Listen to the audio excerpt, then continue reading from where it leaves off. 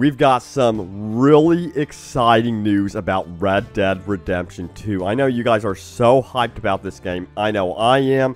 And I know also a lot of you guys want to play as John Marston. Well, I've got some very good news about that one today. And also some new gameplay mechanics have been revealed by this leaker. And this leaker, by the way, is called Red Dead Insider. And the reason why his leaks are so good is because this was posted 1 year ago.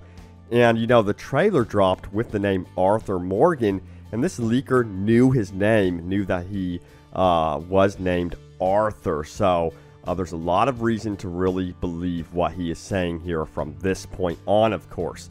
So let's go over what the insider had to say first of all. So this is what he said. He says, you play as a gang leader named Arthur. The biggest change made to the game is that you have a posse. If I remember correctly, the story kind of starts when you find someone in your outlaw gang is a Pinkerton spy. The Pinkertons end up having you on the run through most of the game. You acquire lots of members of your gang such as Abigail, Little Jack, Marston, and others. The core mechanic of the game is to maintain and continuously move your outlaw camp. And when you go on a mission, you will choose who to take with you, similar to Mass Effect or Dragon Age. Now the game will span 5 zones. A directive they keep getting is to make the environments more interactive, much like Skyrim, whatever that could mean. So let's break this down. So this is really exciting. Of course, we did hear the name Arthur, and what's really cool is it seems like we will be running away from the Pinkerton spies. Now this was a government agency back then that eventually kind of turned into the FBI, of course. So you will be on the run, and I did mention it seems like from the trailer, you are on the run. They did mention that everyone in the gang is wanted, and I said that could be a very interesting gameplay mechanic. And it seems like, yes, that it is going to be actually a gameplay mechanic in that you will be moving your camp as you go. I'm curious to see how this works. Will you be warned? Will you have to have scouts before you know when to move your camp? I mean, how will you know to move your camp? I'm so interested in that mechanic for sure. Now, what I really love is the fact that you will have a posse with you. This is not going to be a lonely journey. You will have friends, or I guess you could say frenemies, with you for sure. And I think there's going to be interesting dynamics with that. But it's cool to know that it's going to play like Mass Effect or Dragon Age in terms of how you actually take your posse with you on some of these main missions. Alright, so the leaker goes on to say this: there's kind of a new game plus like the last one had. You end up at Beecher's Hope and switch control to John Marston. There are lots of quests dealing with building up your ranch. You literally will do X and Z to build a gazebo. I heard someone designed a minigame where you help a mare give birth that had people laughing, end quote.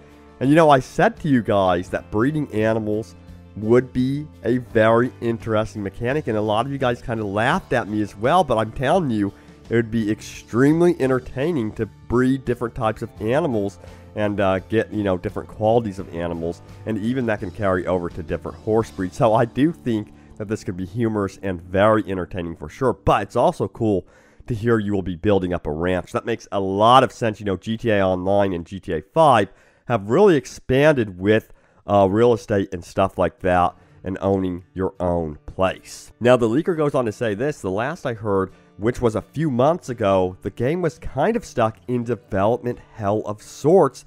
Then the team kept remaking a vertical slice demo for the leaders of Rockstar, and they aren't impressed. They didn't find it different enough or innovative enough. Hopefully they got out of that rut. I've also heard that since GTA 5, morale at Rockstar San Diego has been bad. Long-timers are quitting, lots of turnover, lots of frustration, end quote. And that's not good to hear. That's really, I'm super disappointed in hearing that. It's like a common thing in the gaming industry, and honestly, I'm really tired of hearing that. I don't know if it's because they're so burned out or if they're overworked. It's probably a combination of both. But you know, a lot of developers have gotten so sick of it, they've started indie studios, and Honestly, to a degree, I really can't blame them because a lot of these developers are really overworked. But you know, hopefully they do get it figured out and they get this working properly and we don't have a rough launch, especially for the online component for Red Dead Redemption 2. But it is nice to know on the flip side of this is that Rockstar is wanting to push the innovation, which is something that they've always really strived for.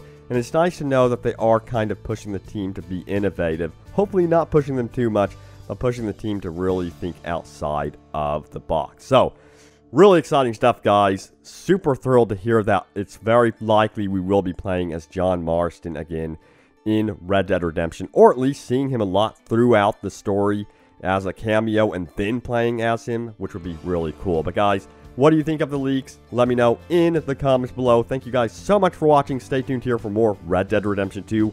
I will see you later and soon in the Wild Wild West.